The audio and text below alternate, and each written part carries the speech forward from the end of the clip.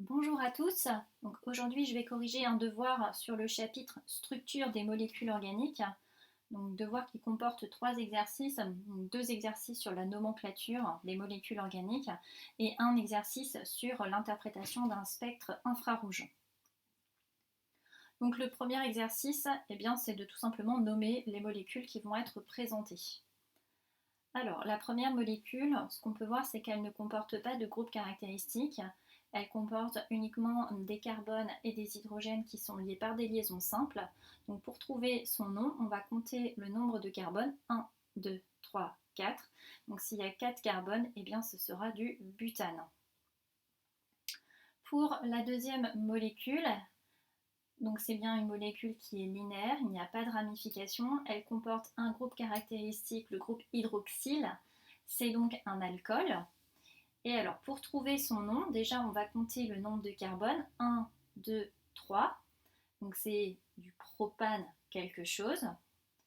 Donc ça va être du propane avec un suffixe ol pour indiquer que c'est un alcool. Et maintenant on doit trouver la position de ce groupe dans la chaîne carbonée. Pour trouver la position du groupe dans la chaîne carbonée, je compte les carbones.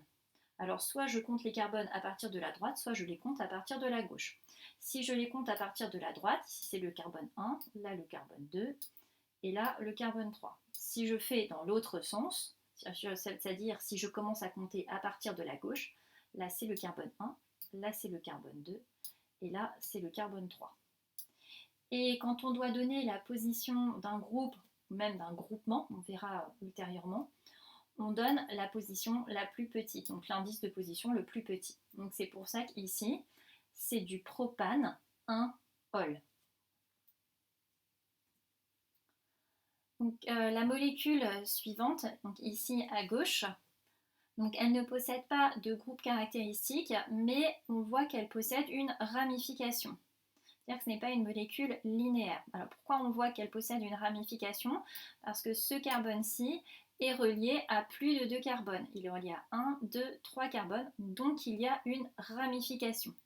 Donc avant de trouver le nom de la molécule, il va falloir commencer par chercher la plus longue chaîne carbonée.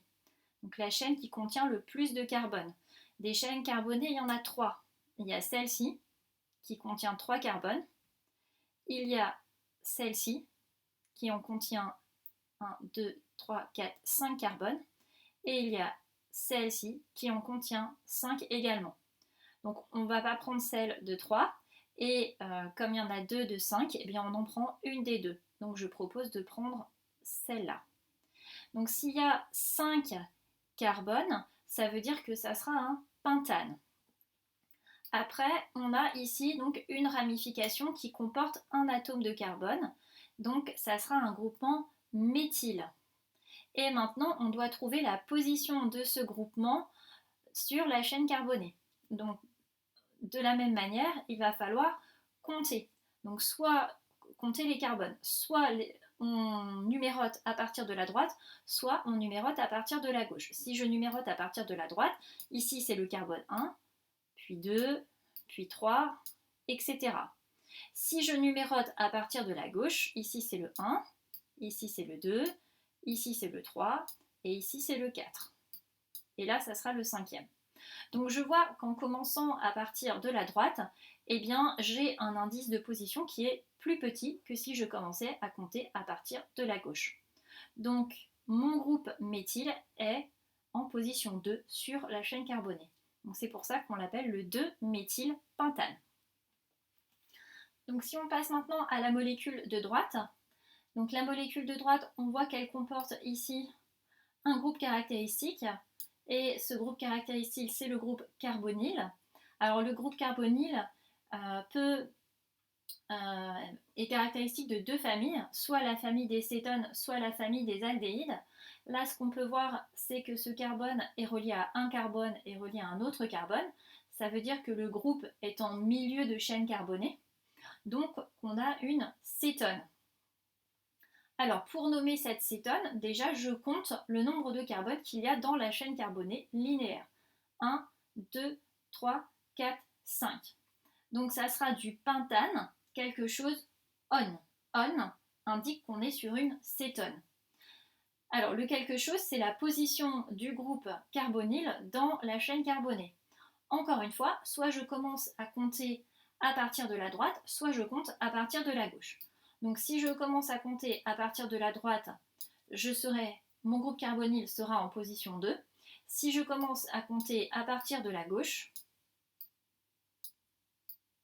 le groupe carbonyl sera en position 4.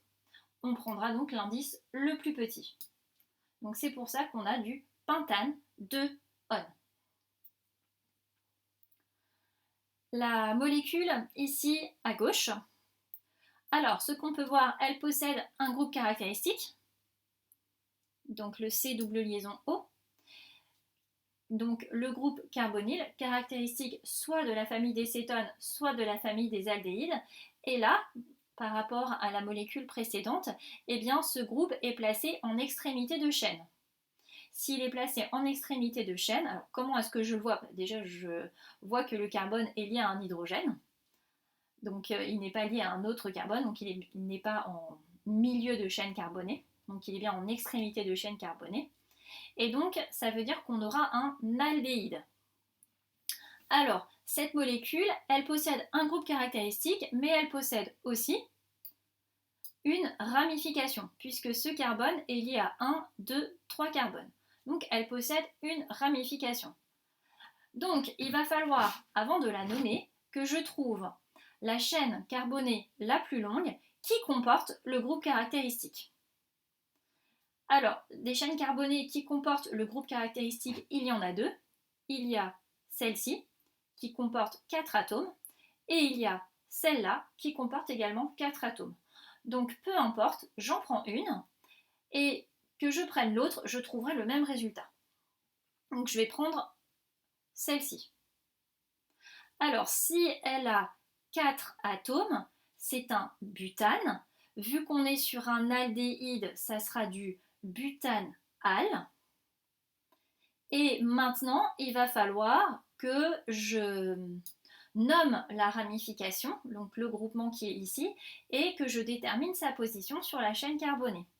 Alors, c'est un groupement qui comporte un seul atome de carbone, donc c'est un groupement méthyle, donc on est sur un méthylbutanal. Et comment est-ce que je fais pour trouver sa position? Alors là, je n'ai pas à partir de la droite ou de la gauche. Comme j'ai un groupe caractéristique qui est en extrémité de chaîne, c'est lui qui impose le numéro. Donc là, ça sera le 1, 2, 3 et à 4. Donc notre groupement méthyle est sur la position 3, c'est donc le 3-méthylbutanal. Molécule de droite. Donc pour la molécule de droite, on voit qu'elle comporte un groupe caractéristique qui est un groupe hydroxyle. Ah, bon, le nom s'est affiché, mais c'est pas grave, on va l'expliquer. Et puis, elle comporte, donc si elle comporte un groupe caractéristique hydroxyle, ça veut dire que c'est un alcool. Et elle comporte aussi une ramification. Hein, on le voit puisque ce carbone-ci est lié à 1 carbone, 2 carbones, 3 carbones. Donc il y a une ramification. Donc je cherche la chaîne carbonée la plus longue qui comporte le groupement hydroxyle. Donc j'en ai une ici qui comporte 5 atomes de carbone et puis j'en ai une ici qui comporte également 5 atomes de carbone. Donc j'en prends une et peu importe, de toute façon je retrouverai le même résultat. Donc je vais prendre celle-ci. Si je prends celle-ci, donc il y a 5 atomes de carbone, ça veut dire que c'est un pentane. Pentane, quelque chose, ol. Donc il faut que je détermine la position du groupe hydroxyle dans la chaîne carbonée. Donc pareil, je commence à numéroter mes carbones. Si je numérote à partir de la gauche, je suis en position 3. Si je numérote à partir de la droite, je suis également en position 3. Donc, ça sera du pentane 3-ol. Maintenant, j'ai ici une ramification qui comporte un seul atome de carbone. Donc, c'est un groupement méthyle. Donc, c'est un méthylpentane 3-ol. Maintenant, j'ai besoin de sa position dans la chaîne carbonée. Alors, si je commençais à partir de la gauche, j'avais la position 2. Si je commençais à partir de la droite, j'ai la position 4. Donc je vais prendre la position la plus petite. 2-méthylpentane 3-ol. La molécule de droite. Alors, on peut repérer ici un groupe caractéristique qui est le groupement carboxyle. Et puis, sachant que l'oxygène est lié à un hydrogène, on voit que c'est un acide carboxylique. On voit également que cette molécule possède une ramification, puisque cet atome de carbone est lié à 1, 2, 3 atomes de carbone. Donc, il va falloir que je trouve la chaîne carbonée la plus longue qui comporte le groupe carboxyle. Des chaînes carbonées, j'en ai une qui est là, qui comporte 4 atomes.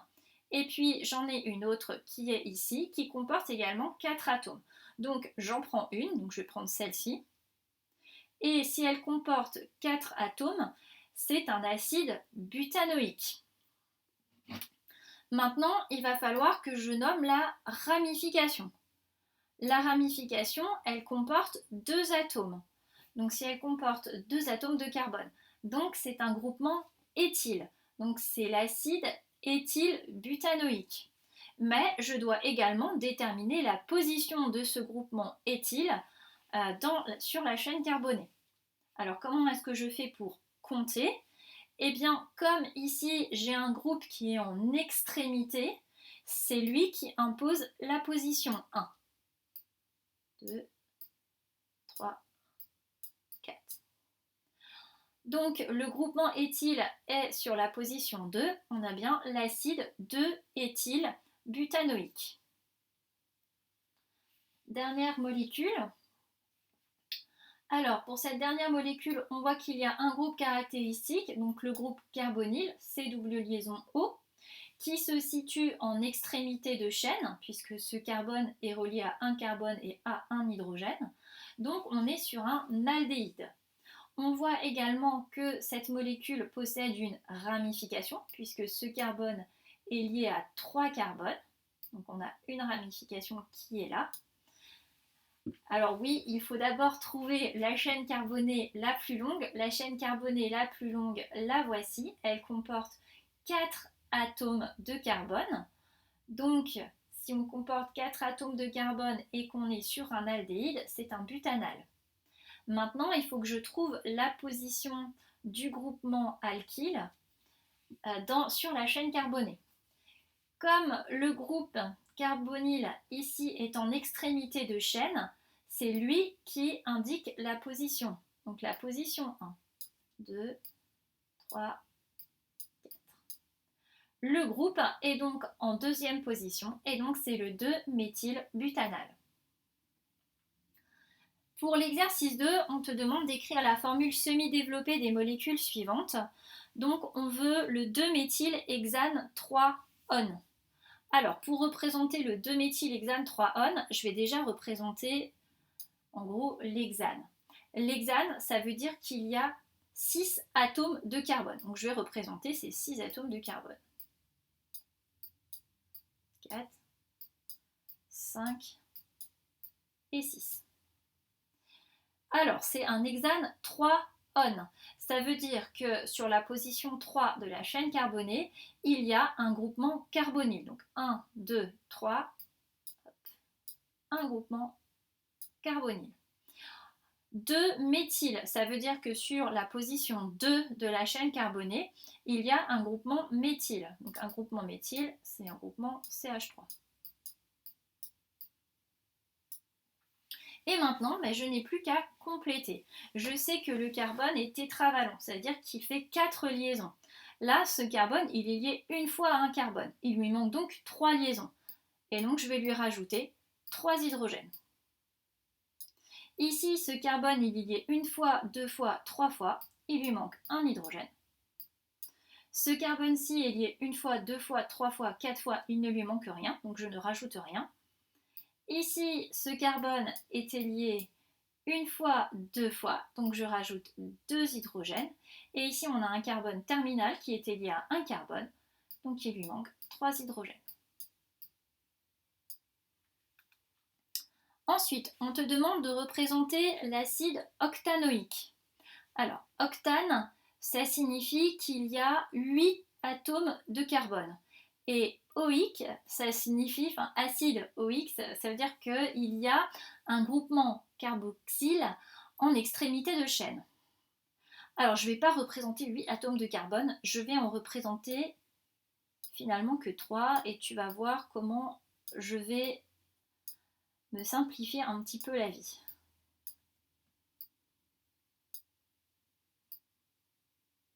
Donc ici, j'ai mis un atome terminal de carbone.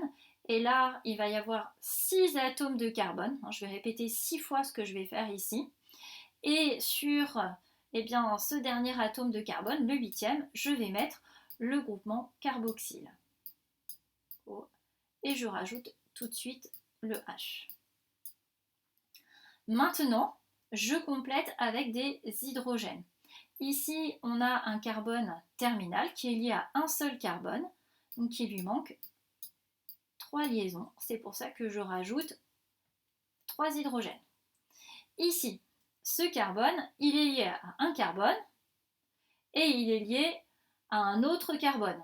Donc, il lui manque 2 liaisons. C'est pour ça que je rajoute 2 atomes d'hydrogène. Et j'ai ainsi l'acide octanoïque.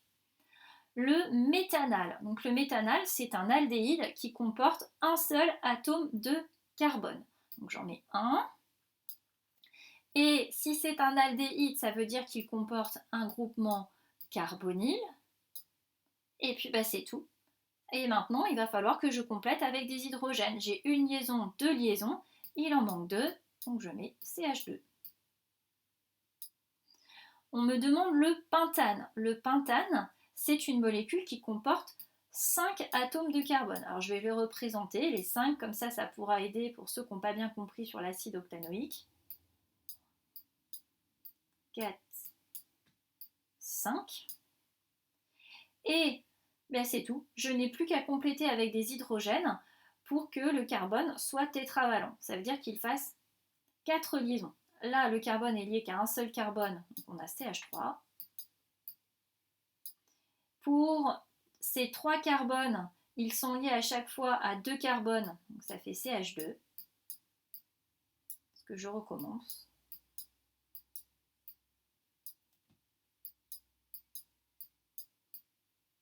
Et c'est un carbone terminal qui est lié qu'à un seul carbone. Il manque 3 atomes d'hydrogène. Donc finalement, j'aurais pu écrire de manière simplifiée cette molécule. Je répète 3 fois le groupement CH2 et je remets un groupement CH3. Voilà. Donc ça permet de faire le lien avec l'acide octanoïque que j'avais fait au-dessus. Et la dernière molécule qu'on te demande de représenter, c'est le 2-méthylbutane. Butane, ça signifie qu'il y a 4 atomes de carbone. Donc j'en dessine 4.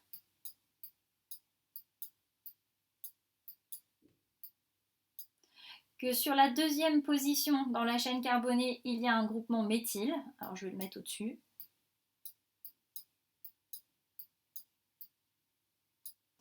Et maintenant, je n'ai plus qu'à compléter avec des hydrogènes pour obtenir des carbones qui font bien 4 liaisons. Ce carbone n'a qu'une liaison, donc je rajoute 3 hydrogènes. Ce carbone, attention, il est lié une fois, 2 fois, 3 fois, il lui manque un hydrogène. Celui-ci est lié 2 fois, il manque 2 hydrogènes. Et celui-ci n'était lié qu'une fois, il manque 3 hydrogènes. Le dernier exercice porte sur le menthol et la menthone. Donc menthol et menthone sont 2 espèces chimiques organiques qui sont présentes dans certaines espèces de menthe. Le menthol, de son petit nom, le 2-isopropyl-5-méthylcyclohexaneol, est utilisé fréquemment dans les industries agroalimentaires, pharmaceutiques et cosmétiques. Et la menthone, 2-isopropyl-5-méthylcyclohexaneone, entre dans la composition de certains parfums et arômes naturels. Et on l'obtient par oxydation en milieu acide du menthol. On te donne la formule semi-développée du menthol et on te demande de justifier eh bien, le fait que cette molécule fasse partie de la famille des alcools. Donc quand on regarde, on voit ici un groupement hydroxyle, et quand une molécule porte un groupement hydroxyle, eh bien, ça signifie qu'elle fait partie de la famille des alcools. Alors, sachant que lors de l'oxydation ménagée du menthol en menthone, seul le groupe caractéristique est modifié. Donc on a seulement ceci qui est modifié. Et que la menthone appartient à la famille des cétones. Et on te demande donc de représenter la formule semi-développée de la molécule de menthone. Alors, si ça devient une cétone, ça veut dire qu'on va avoir comme groupe caractéristique un groupement carbonyle. Donc ça veut dire un carbone doublement lié à de l'oxygène. Donc je vais représenter eh bien, la molécule de menthone. Alors je vais commencer par le cycle qui comporte 6 atomes de carbone.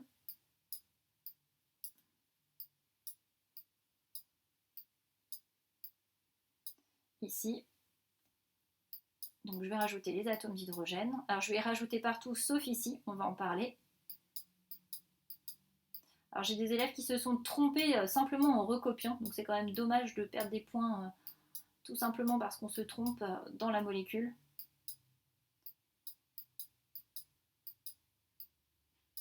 Et là, un CH2, et il reste le groupement isopropyl qui est ici.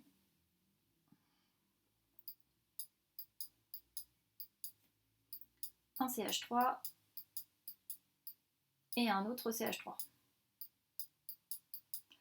Alors, maintenant, ce groupe hydroxyle est transformé finalement en groupe carbonyle. Donc j'y vais, je change. Et je ne vais pas, surtout pas mettre cet hydrogène. Pourquoi? Parce que le carbone est tétravalent. Hein, il fait 4 liaisons, et là il en fait 1, 2, 3, 4. Si je le rajoute, eh bien c'est comme s'il faisait 5 liaisons, et ça il ne peut pas. Donc c'est pour ça que je ne mets pas cet hydrogène, je l'ai bien enlevé.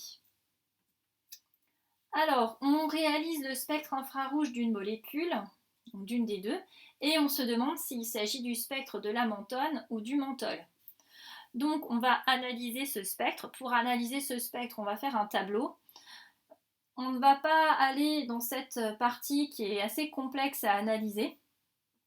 Je déconseille pour l'instant à mes élèves d'aller analyser cette partie, ça pourrait les induire en erreur. On va se concentrer sur les pics au-delà de 1500 cm-1. Et on part du spectre infrarouge. On ne part pas, quand on fait une analyse, on ne part pas des tables. On part du spectre. Donc là, je vois deux pics. J'en vois un qui est environ vers 1700 cm-1 et j'en vois un autre qui est à peu près entre 2800 et 3000 cm-1. Celui qui est à 1700 cm-1 a une intensité forte et la bande est fine. Celui qui est à 2300, entre 2800 et 3000 cm-1 a également une intensité forte, mais une largeur un peu plus, on va dire, moyenne. Et c'est une fois que j'ai fait ça que je peux aller comparer. Alors, les bandes à 1700 cm-1, elles sont caractéristiques des liaisons C double liaison O. Mais j'ai certains élèves qui mettent C double liaison O des acides carboxyliques. Et on va voir pourquoi ça ne va pas après. La bande entre 2800 et 3000 cm-1, une bande forte, c'est caractéristique, ici,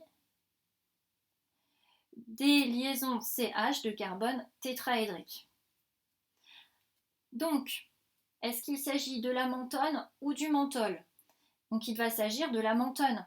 Pourquoi? Parce qu'on identifie le groupe carbonyle et donc qui fait partie de la famille des cétones comme la molécule de menthone.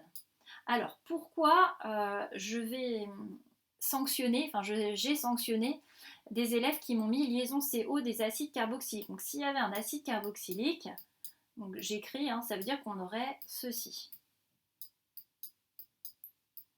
Et ça veut dire qu'on devrait aussi voir la liaison OH. Or, la liaison OH, généralement, elle arrive au-delà de 3000 cm-1 et quand il y a des ponts hydrogènes, c'est une bande qui est assez large, intense, et là, on ne la voit pas. Donc, on ne conclut pas précipitamment que c'est un acide carboxylique. Rien ne nous permet de le dire, et surtout, bien là, c'est faux, puisqu'on ne voit pas la liaison OH. Voilà, j'espère que ces 3 exercices ont pu t'aider.